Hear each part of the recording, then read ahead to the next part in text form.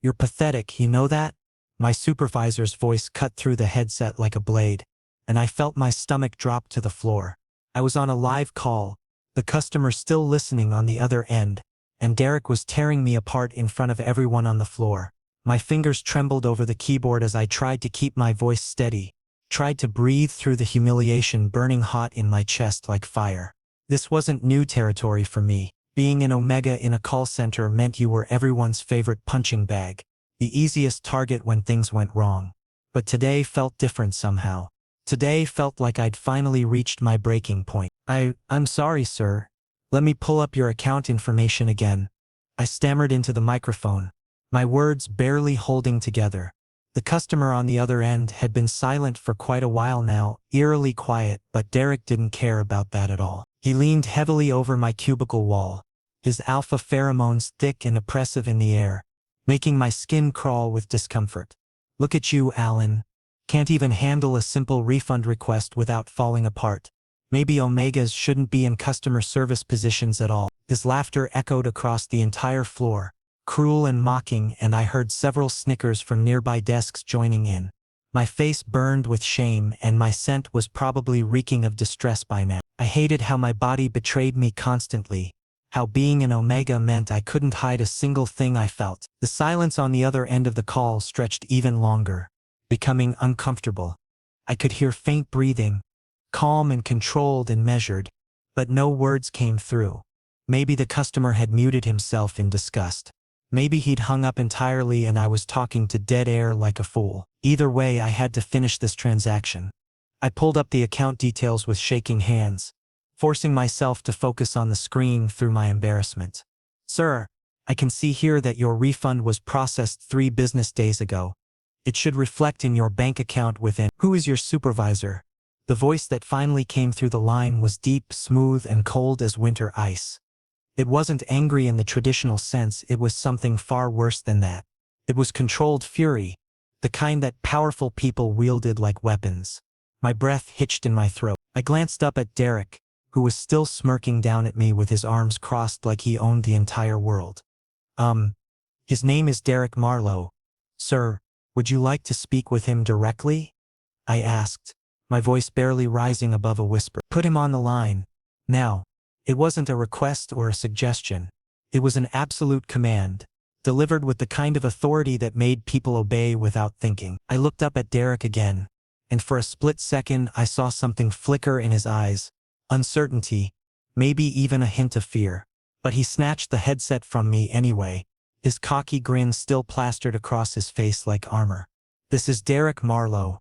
How may I assist you today? He said, his voice dripping with that fake charm he always used with customers. I watched as his expression began to shift dramatically. The smirk faded completely. His jaw tightened visibly. Color slowly drained from his face until he looked almost pale. Yes, sir. I understand completely. No, I didn't realize. I apologize.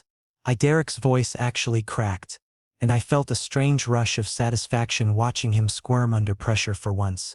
Whoever was on that call right now, they had real power. The kind of power that made people like Derek shake. Derek pulled the headset off like it was burning him and threw it onto my desk. His hands visibly trembling now. He didn't look at me, wouldn't meet my eyes.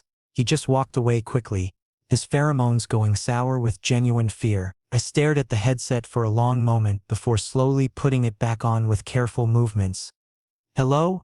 I whispered into the microphone, unsure what to expect. Allan. The way he said my name made my heart stop completely. Low, deliberate, like he'd been holding onto it carefully, like it mattered to him somehow. You don't deserve to be treated like that. Not by anyone. I didn't know what to say to that. I didn't even know who this man was or why he cared. But his voice wrapped around me like a protective blanket, firm and reassuring in a way I'd never experienced before. Thank you, I managed to get out, my throat tight with unexpected emotion. There was a pause, heavy with meaning before he spoke again. I'll be seeing you soon, Allan. Then the line went completely dead, leaving me sitting there in stunned silence. I sat frozen in my chair, my pulse racing wildly. What did he mean by that? Who was this person? And why did I feel like my entire world had just shifted on its axis? The rest of the day passed in a blur of confusion and anticipation. Derek avoided me completely, which was unusual and unsettling. My coworkers whispered among themselves, throwing curious glances my way. Something had happened, something significant, but I couldn't figure out exactly what. When I finally left work that evening, my mind was still spinning. I kept replaying that voice in my head, that promise. "I'll be seeing you soon." It echoed in my thoughts as I rode the bus home to my tiny apartment. It followed me as I climbed the stairs to my floor. It haunted me as I lay in bed that night, staring at the ceiling in the darkness. I had no idea that my life was about to change forever. I had no idea that the man on that phone call was about to walk into my world and turn everything upside down. All I knew was that something felt different now, like a door had opened that I couldn't close again, like fate had just knocked on my door. And whether I was ready or not, I was going to have to answer. Sleep didn't come easily that night. I tossed and turned, my mind refusing to quiet down. Every time I closed my eyes, I heard that voice again. Deep, commanding, protective. Who was he? What did he want from me? And most importantly, why did the thought of seeing him again make my heart race with equal parts fear and excitement? By the time my alarm went off the next morning, I'd barely slept at all. But I dragged myself out of bed anyway, got ready for work and prepared to face another day at the call center. I had no idea that when I walked through those doors, everything would be different. I had no idea that he would actually keep his promise. I didn't sleep that night. Not really. I kept replaying the call in my mind over and over, that stranger's voice echoing through my thoughts, like a haunting melody I couldn't escape. "I'll be seeing you soon." Those simple words spun circles in my brain, keeping me awake in the darkness. Was he coming here? Was he some corporate executive who would get Derek fired? Or was it something else entirely? Part of me desperately hoped for justice. Another part of me trembled with fear at the unknown. I dragged myself to work the next morning, exhaustion clinging to my bones like heavy chains. The moment I stepped onto the call center floor, I knew immediately that something was wrong. The air felt different, charged with electricity, heavy with tension. People weren't sitting at their desks working like usual. Instead, they clustered in small groups, whispering urgently to each other, glancing repeatedly toward the lobby entrance like they were expecting a storm to roll through. "Allan, Allan, get over here." My coworker, Mia, called out to me frantically the second she spotted me. I walked toward her desk, setting my bag down carefully. Her eyes were so wide they looked like they might pop out of her head. "What's going on?" I asked, though part of me already knew the answer would shake my world. "You haven't heard? Some billionaire CEO is here right now. Like the Fred Hale himself. Do you have any idea who that is? The man who owns half the tech companies in this entire country." Her words hit me like a physical blow, and my stomach dropped through the floor. Fred Hale, I'd heard that name before, everyone had. He was a living legend in the business world, known for being ruthless in negotiations, brilliant in strategy, and completely untouchable by normal standards. And an alpha. Not just any alpha, but one of the most powerful in the country. Why would someone like him be here?" I asked, my voice barely stable enough to form the words. Mia shrugged her shoulders, but her excitement was clearly visible despite her confusion.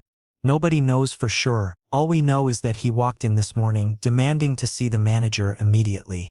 Derek's been locked in a conference room with him for over an hour now. People are saying it might be some huge business deal, or maybe," she paused dramatically, looking at me with meaningful eyes, "or maybe someone's in serious trouble." My pulse suddenly kicked into overdrive. Yesterday's call, that voice, could it be? No, that wasn't possible. A billionaire wouldn't travel all this way because of one omega getting humiliated on a phone call. That was ridiculous.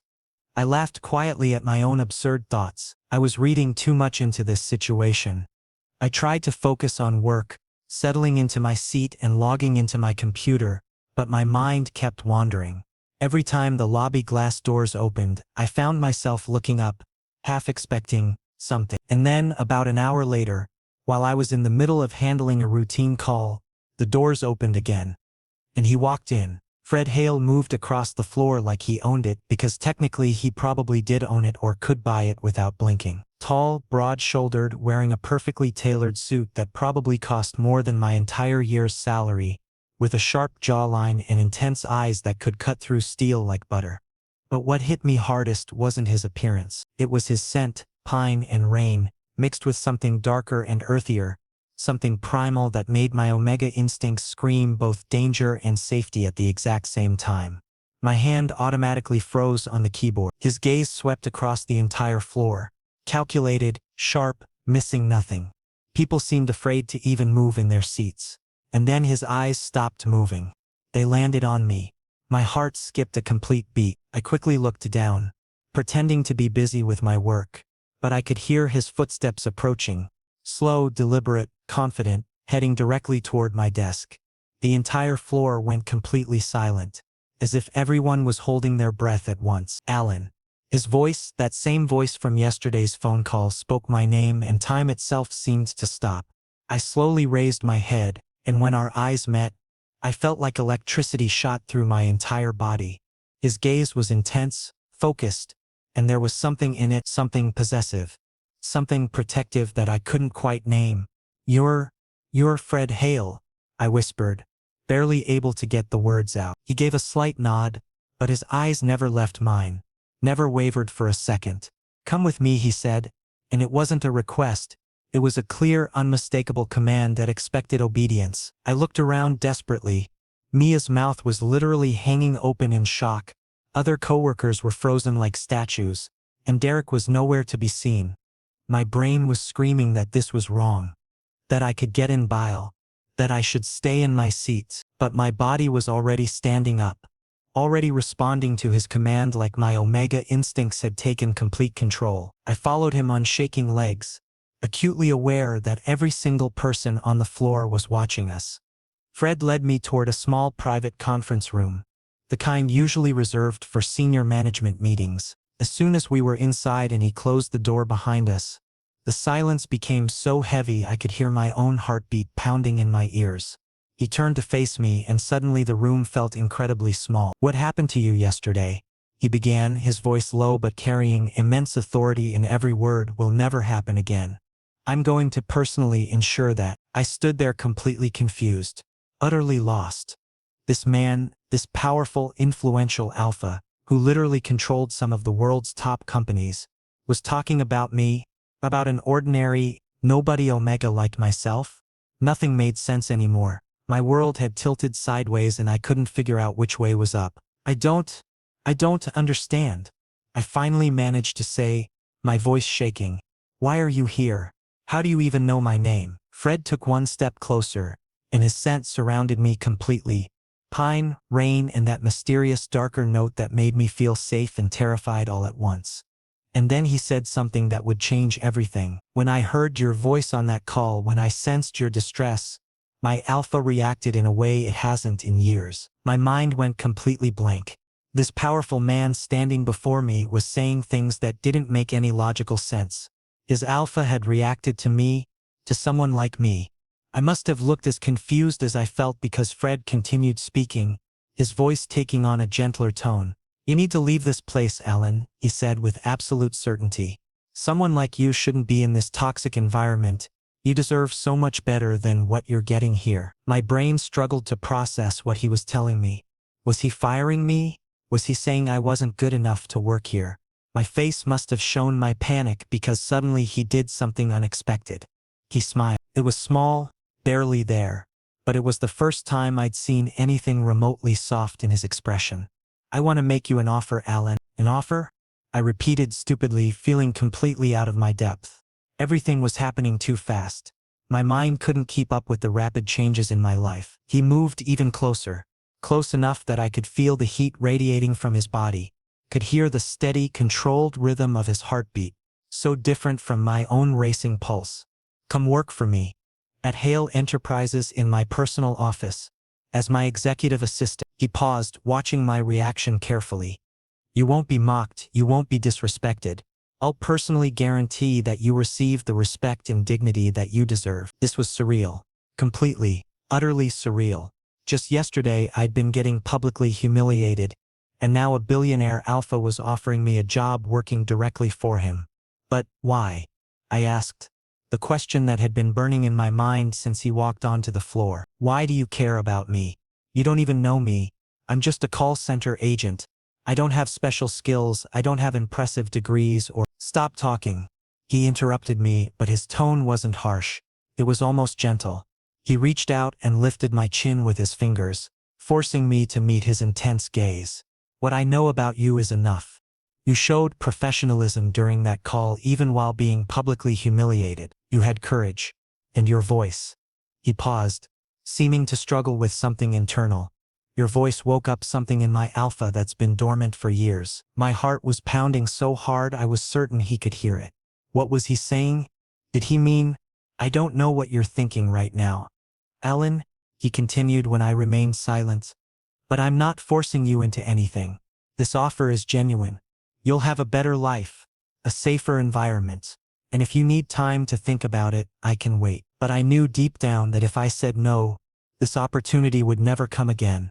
And the truth was that I had nothing here, just daily humiliation, a toxic work environment, and absolutely no future prospects. I'll say yes, I whispered, barely believing these words were coming out of my mouth. But I don't know if I can do this. I'll teach you, Fred interrupted, his voice filled with promise. Everything you need to know, just trust me. He extended his hand toward me. I stared at it, strong, steady, capable, and then slowly placed my own hand in his. His grip was firm, warm, and there was something final about that touch, like a deal being sealed with more than just words. You'll start at Hale Enterprises tomorrow. I'll arrange everything you need. The next few hours passed in a complete blur. Fred personally spoke with HR, fast-tracked my resignation process, and assured me that Derek would be dealt with appropriately. When I left work that day, my head was spinning with the enormity of what had just happened. Mia cornered me at the exit, her eyes wild with curiosity. Allan, what happened? Are you okay? What did he want from you?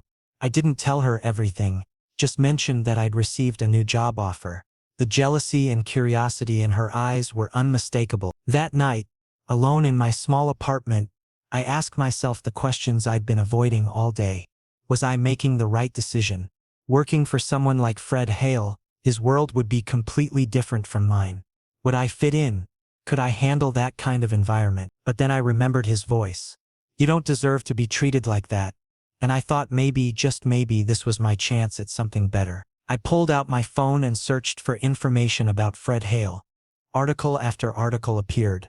Business acquisitions, charitable foundations, innovation awards. He was everywhere in the business world. And then I found a section about his personal life. There wasn't much information, which seemed intentional. No current relationship status listed. No scandals, just a mention that he kept his private life extremely private. I set my phone down and stared at my ceiling. Tomorrow my entire life would change. Tomorrow I would walk into Hale Enterprises as Fred Hale's personal assistant. Tomorrow I would step into a world I'd only ever seen from the outside.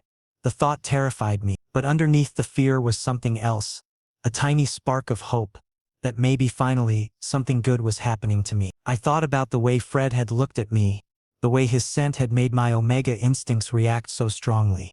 I thought about his words. My alpha reacted to you. What did that mean exactly? Was it just protectiveness? Or was it something more? Something deeper that I didn't dare name yet? Sleep eventually came, restless and filled with dreams I couldn't quite remember in the morning. When my alarm went off, I lay there for a moment, wondering if yesterday had been some kind of elaborate dream. But then I saw the email on my phone. Details about my start date, building access information, and a note at the bottom. Looking forward to working with you, FH. It was real. All of it was real. I got out of bed and started getting ready for my last day at the call center, where I'd need to finish my exit paperwork. But my mind was already elsewhere, already imagining what tomorrow would bring.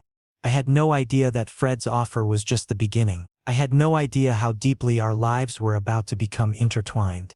I had no idea that the connection between us would grow into something neither of us expected. All I knew was that everything had changed, and there was no going back to who I'd been before that phone call, before Fred Hale walked into my life and turned everything upside down. I never imagined I would walk through the glass doors of Hale Enterprises as an employee. Yet here I stood on this bright Monday morning, This morning when I was getting dressed in my small apartment, nervously adjusting my collar for the 100th time, a package had been delivered to my doorstep. A perfectly tailored suit in my exact measurements, accompanied by a handwritten note that read, "For today, you'll look perfect." Reading those words made something warm bloom in my chest, a sensation I had never experienced before in my entire life. The moment I entered the building's lobby, the difference hit me immediately and overwhelmingly. Everything here screamed premium luxury, polished marble floors that reflected the overhead lights like mirrors, soaring ceilings that made the space feel enormous and intimidating, and people who moved with practiced confidence in their designer suits and polished leather shoes that probably cost more than my monthly rent. Despite wearing my new suit, I suddenly felt incredibly out of place, like an imposter who would be discovered any moment now. When I gave my name at the reception desk, the receptionist offered me a genuinely warm smile that helped ease some of my tension. "Mr. Hale is expecting you, Mr. Allan. You may proceed directly to the top floor." The elevator ride felt like the longest journey of my entire life. With each ascending floor, my nervousness increased exponentially, my heart hammering against my rib cage so hard I thought it might burst through. When the doors finally opened on the top floor, I stepped into what felt like an entirely different universe, sleek, modern, with everything arranged to absolute perfection. An entire floor dedicated solely to executive offices. A well-dressed assistant approached me with professional grace, her smile polite and welcoming. "Mr. Allan, please follow me." She led me toward imposing double doors with a nameplate that read, "CEO, Fred Hale" in elegant lettering, and knocked softly with practiced efficiency. "Come in," Fred's voice called out, and my heart did a complete flip in my chest. The doors swung open, and there he was standing behind his massive mahogany desk. But the moment he saw me, he rose to his feet in one fluid motion. His gaze traveled over me from head to toe, taking in every detail, and for one brief second, something intensely possessive flashed in his eyes. "The suit fits perfectly," he said, satisfaction evident in his tone and expression. "Thank you," I replied, suddenly feeling awkward and self-conscious under his scrutiny. "You didn't have to go through all this trouble." "I needed to," he interrupted, moving closer to me with purposeful steps. "Allan, understand something clearly. You're not just another employee here. You're working alongside me, and I want you to feel confident in this environment." He gestured toward a space adjacent to his own. A beautiful desk positioned very close to his, separated by a glass partition, but still maintaining intimate proximity. "This is your workspace. I want you near me. Always." The possessiveness in his words made me nervous while simultaneously stirring something else inside me. Something I didn't want to identify or acknowledge right now. "Fred, I don't know if I can handle all of this," I admitted honestly, my voice small and uncertain. "This is so far beyond my experience level. I was a call center agent. These people here, they're all highly educated professionals with degrees and experience." He moved very close to me, close enough that I could smell his expensive cologne mixed with his natural scent, could feel the warmth radiating from his body like a protective shield. He lifted my chin with gentle fingers, forcing me to meet his intense gaze and preventing me from looking away. "Allan, listen to me carefully. You've already accomplished the most difficult task imaginable. You survived a toxic, abusive environment where you were subjected to daily torment and humiliation. If you could endure that, then this will be easy in comparison, and I'm here with you every single step of the way." The first few hours proved overwhelming in their intensity. Fred gave me a comprehensive tour of the building, pointing out various departments and explaining their functions, introduced me to key personnel who all seemed curious about the new hire working directly with the CEO, and explained the basic responsibilities of my new position in detail. But the real challenge arrived when the first meeting began. I sat in the conference room beside Fred, surrounded by approximately 10 to 12 high-level executives seated around the polished table. Their eyes kept drifting toward me, filled with curiosity, judgment, unspoken questions about who I was and why I was there. "That's Fred's new assistant," someone whispered, but I heard it clearly despite their attempt at discretion. During the meeting, I took careful notes, quickly retrieved whatever documents Fred needed from the files he'd prepared, and tried my absolute best to appear professional and competent. But every moment felt like I was under a microscope, being examined and found wanting by people who clearly thought I didn't belong there. After the meeting concluded and people began filing out, I overheard a comment that cut deep, clearly favoritism at work here. Look at him, zero experience and he's placed directly beside the CEO. Those words stabbed into my chest like physical blows, making it hard to breathe. I returned to my desk and attempted to settle in, organizing the materials Fred had given me, but my confidence had been completely shattered by that one comment. Were they right in their assessment? Was I only here because Fred had pitied me, or was there something more to his motivations?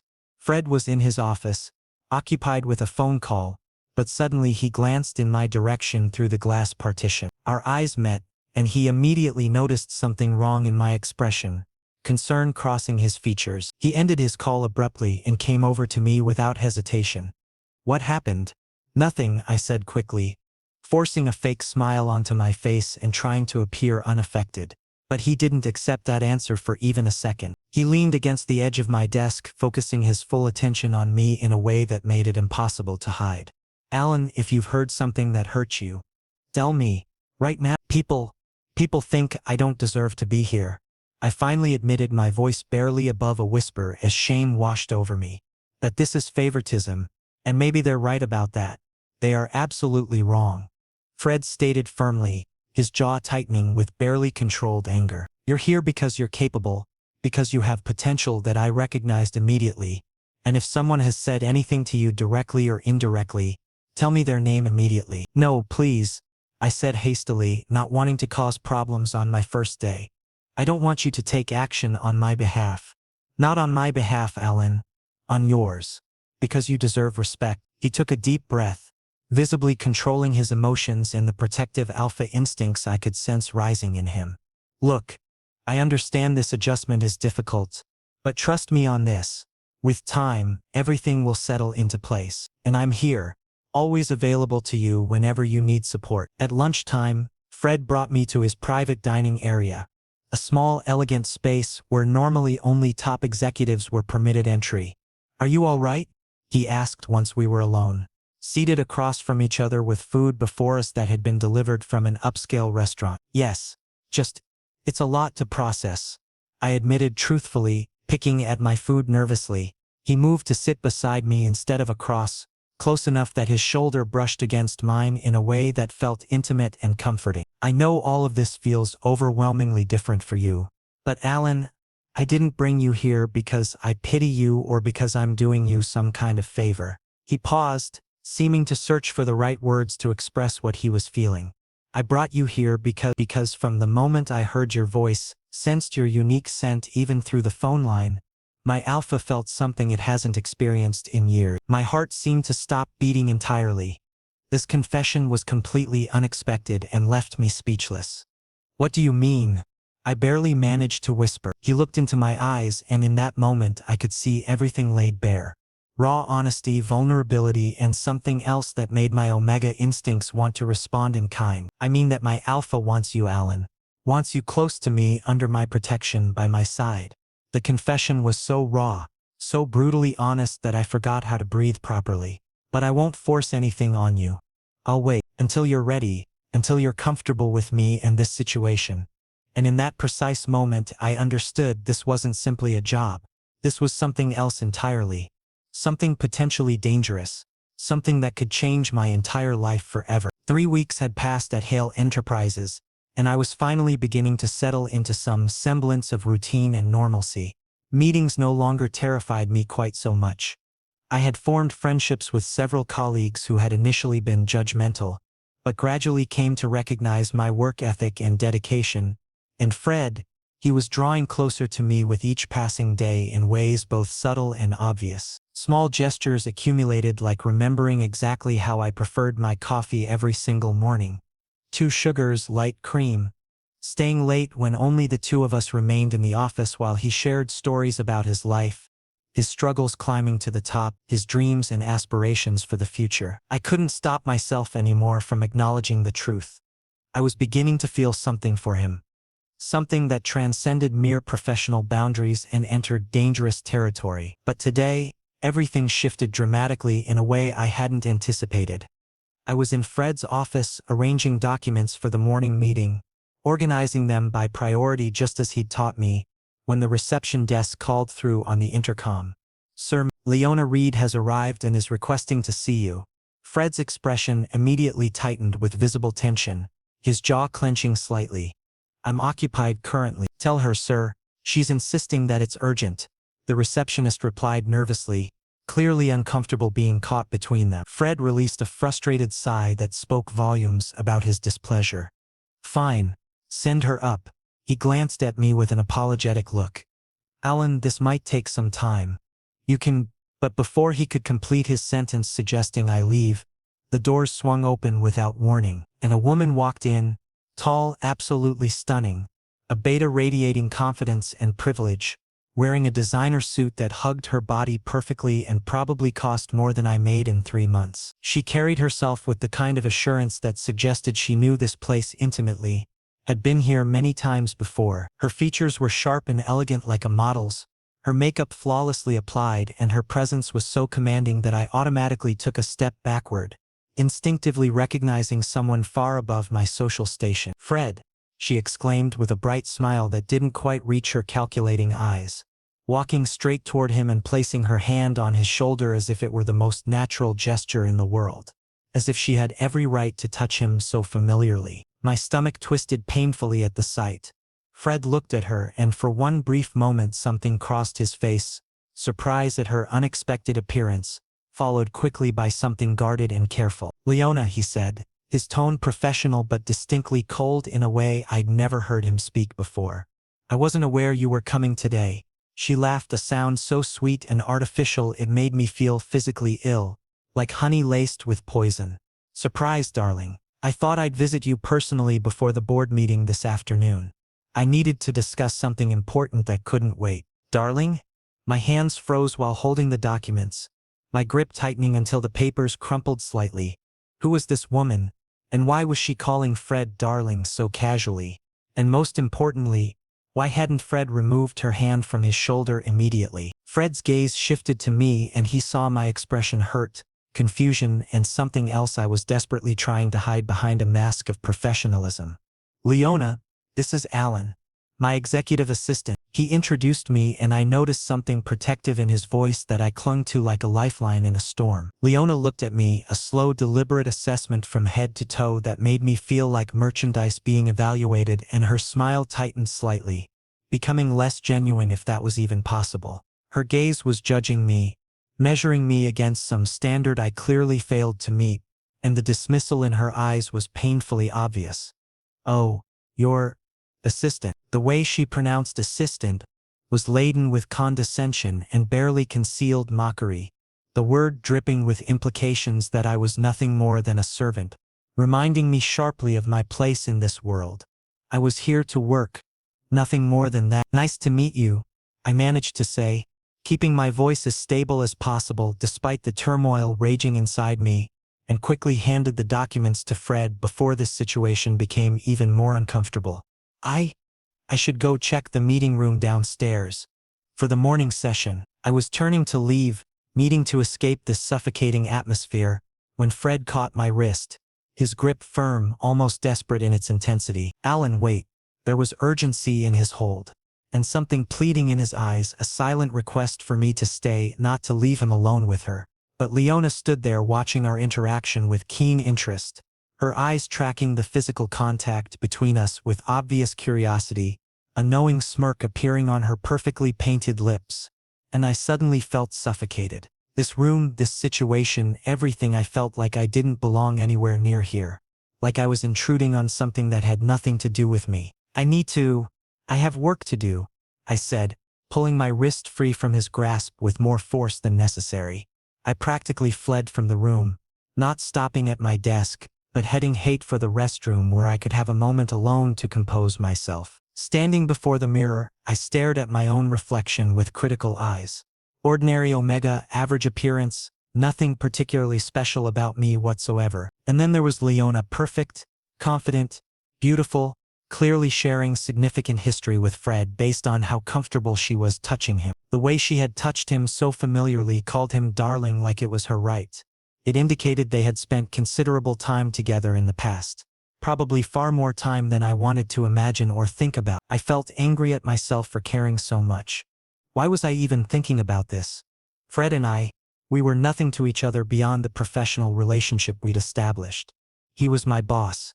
That was the extent of our relationship. Yes, he had said certain things, my alpha wants you, but perhaps those were just words spoken in a momentary impulse, a fleeting feeling. Perhaps he was simply trying to be kind to someone he saw as pathetic and in need of rescue. I splashed cold water on my face repeatedly, attempting to compose myself and regain some measure of control over my spiraling emotions. But then the door opened and Fred entered without knocking. He closed it behind him and the silence between us felt heavy enough to crush me under its weight. Allan, his voice was soft, almost gentle in a way that made my defenses crumble. Please, let me explain this situation. There's no need for explanations, I said quickly, keeping my eyes downcast and focused on the sink. Is she your girlfriend? I finally forced myself to ask, and the question was so painful to voice that my throat constricted around the words. He took one step closer to me. No. She was. A long time ago. We ended things almost 2 years ago. But now there's only you in my thoughts. My heart leaped traitorously at his words. But I tried desperately to maintain control over my emotions, and not let hope take root. Fred, please don't say things you don't genuinely mean just to make me feel better. I mean every single word. Allan, he said with conviction, moving even closer until I could feel his body heat. Leona is my past, a chapter that's been closed for years. You are my present, and if I have any say in the matter, my future as well. My resolve was crumbling rapidly under the weight of his words and presence. I wanted desperately to believe him, to accept what he was saying as truth. I wanted this to be real and not some elaborate fantasy, but a voice in my mind kept whispering cruel doubts. People like Fred don't end up with people like me. They choose women like Leona.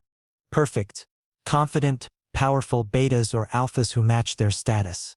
Not broken, insecure omegas like myself who come from nothing. I need to get back to work, I whispered, and before he could say anything more to convince me otherwise, I left the restroom quickly. But when I returned to my desk, Leona was gone, having apparently concluded her business. And Fred's expression when he returned to his office moments later, there was something determined in it, something resolute, something that both frightened and excited me in equal measure. Following that day, Fred's behavior underwent a noticeable transformation that I couldn't ignore. He became even more attentive than before, if that was possible, involving me in important projects that were typically reserved for senior staff. And whenever meetings occurred, he personally ensured my inclusion despite any objections from others. Leona visited 2 or 3 more times over the following days, always with some business-related excuse, but each time Fred maintained strict professional distance from her, never allowing her to touch him the way she had before. I noticed this deliberate separation and it gave me hope. A week later, on Friday evening, when most people had departed for the weekend and the office was nearly empty, Fred sent me a text message that made my pulse quicken. Meet me on the terrace. Please. It's important. My heart began racing frantically as I read those words multiple times. I took the elevator upward to the building's rooftop terrace, anxiety increasing with each passing floor until I thought I might be sick. When the terrace doors opened, he stood there alone. Light rain was falling steadily, and he stood without his jacket, his white shirt beginning to dampen and cling to his skin. Fred! I rushed toward him in alarm. What are you doing out here? You'll catch pneumonia in this weather. He caught my hand before I could pull him inside, his touch warm and desperate in its intensity despite the cold rain. I can't continue like this anymore, Allan. I can't keep pretending this is purely professional, that you're merely an employee to me. I can't keep seeing you every day and feeling like you don't belong to me when every instinct I have screams that you do. His eyes were so intense, so vulnerable in their raw honesty, that I saw the powerful, controlled alpha breaking apart completely for the first time since I'd known him. You don't understand, I said, my voice trembling uncontrollably as rain soaked through my clothes. I'm not on your level. You should be with women like Leona, someone perfect and polished who matches your status. Stop talking, he interrupted firmly. cupping my face with both hands and forcing me to look directly at him. Who told you that you're not enough? Who said I want someone else when I have you right here? Rain was soaking us both now, running down our faces, but I couldn't feel anything except his touch, his scent completely surrounding me and overwhelming my senses in the best possible way. I haven't been with any alpha or beta or anyone for 2 years, Allan. 2 years since I've touched another person romantically, wanted anyone, because nobody made me feel what you did in that single phone poem when I heard your voice for the first time. Your voice, your fear even in the face of humiliation, your strength to keep going. I knew in that exact moment that you were mine. Only mine and no one else's. His confession stopped my breath completely, leaving me stunned and speechless. This was the man who held the world in his hands, who commanded respect from everyone, and he was saying, I belong to him. Fred, I didn't know what words to say that could possibly express what I was feeling. My dreams, my insecurities, everything had collided in this single moment. I'm scared, I'm terrified that if I'm with you and then you grow tired of me eventually, or choose someone else more suitable, I'll be completely destroyed beyond repair. Tears filled my eyes, mixing with the rain on my face so he couldn't tell which was which. He pressed his forehead to mine gently, a soft tender gesture that contrasted with the intensity of the moment and made my mind go blank. I chose you already, Allan, from the very first day I heard your voice. And I'm not letting you go, no matter what happens, no matter who tries to come between us. He pulled me into his arms tightly, and I pressed against his chest, listening to his heartbeat racing as fast as my own, both of us soaked and shivering but neither caring. Bond with me, he whispered into my ear, his breath warm against my wet skin. Become my omega, forever. Be mine in every way possible. This was the moment that would define everything. The decision that would alter my entire existence permanently. I pulled back slightly, looking into his eyes with rain dripping from my hair, seeing truth, genuine love, and a promise that could never be broken no matter what challenges we faced. Yes, I said, my voice finally strong and certain despite everything. Yes, Fred, I'm yours completely. He kissed me then hard, desperate, possessive, claiming me in a way that left no doubt about his intentions. And in that kiss I found everything I had ever wanted without even knowing I wanted it. Safety, unconditional love, and a home where I finally belonged completely without reservation. 6 months later, I stood before the call center building where this entire journey had begun, where my life had been transformed by a single phone call. But I wasn't here to work anymore or relive bad memories. I had come with Fred, because we had purchased the building together, converting it into a training center where omegas and other marginalized individuals could learn valuable skills and transform their lives the way mine had been transformed. He was already gone, not just from the job but from the business world entirely after Fred had quietly ensured his reputation was destroyed. Karma had done its work thoroughly and completely. When I held Fred's hand, his bond mark gleaming prominently on my neck in the bright sunlight for everyone to see, I finally realized something profound. I hadn't just survived the challenges life threw at me. I had thrived beyond my wildest dream. And it all started with that one phone call where a powerful alpha heard an omega's voice breaking under pressure, and decided in that moment, this one is mine. Forever and always.